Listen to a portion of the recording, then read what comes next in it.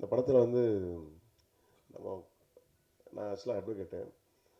Constitution of law நம்ம இந்திய அரசியலமைப்பு சட்டம் புத்தகம் வந்து எத்தனை பேர் வீட்டில் இருக்கும்னு தெரியாது. யாரும் அதை யூஸ் பண்ணுறதில்ல, அதிகமாக தெரிஞ்சுக்கிறதும் இல்லை. இந்த படம் அதை பற்றியும் சொல்லும். ஸ்கூல் லைஃப்பில் நம்மளுக்கு விளையாட்டு, கைவிளை பொருட்கள் விளையாட்டு அந்த மாதிரி ஒரு பீரியட் இருக்க மாதிரி 1ஆம் கிளாஸ்லேருந்து 10th வரைக்கும் சொன்னாலே எல்லா சட்டத்தையும் தெரிஞ்சுக்கலாம். தெரிஞ்சுட்டா நம்மளை ரோட்டில் போகும்போது ஒரு போலீஸ் கூட பார்த்திங்கன்னா பேயும் தான் விடுவாங்க. ஆக்சுவலாக அப்படி கூப்பிட்றதுக்கெலாம் சட்டத்தில் இடம் இல்லை, கைண்டாக தான் கூப்பிடணும்.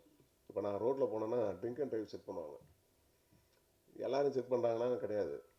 கொஞ்சம் கருப்பாக குண்டாக இருந்தால் நெத்துவாங்க. போகிறவங்களே நம்ம தான் குடிக்காத மாதிரி இருக்கும்.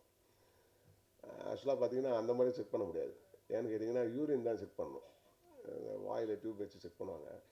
இதெல்லாம் ஒரு அவேர்னஸ் நீங்களாம் இதை சொல்லணும். ஏன்னா பப்ளிக்காக பார்த்தீங்கன்னா ரோட்டில் 500 பேர் போகிறாங்கன்னா அதில் 30 பேர் 20 பேர் பிடிப்பாங்க. அவங்களுக்கு இந்த 30 பேரும் குடிக்காரனா தெரியும். கண்டிப்பாக அந்த 30 பேர் குடிக்காரனா இருக்க மாட்டான். போனால் எல்லோரும் தான் செக் பண்ணணும். ஒரு ஏர்போர்ட்டில் போனால் எல்லோரும் செக் பண்ணுற மாதிரி இந்த ரோட்டில் பிளாக் பண்ணி எல்லோரும் பிடிக்கிறாங்க பார்த்தீங்களா. இதுக்கு வந்து அடிப்படை சட்டம் நமக்கு தெரியல தான். நம்ம வேறு நாட்டுக்கு போகும்போது அந்த நாட்டுடைய சட்டங்களை நம்ம தெரிஞ்சு வச்சுருக்கோம். ஆனால் இந்தியாவில் இது வரைக்கும் எவ்வளோ பேர் ஆண்டுட்ருக்காங்க.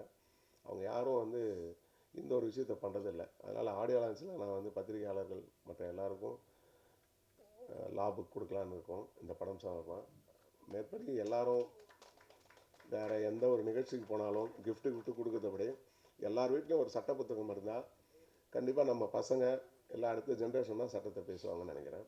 நன்றி.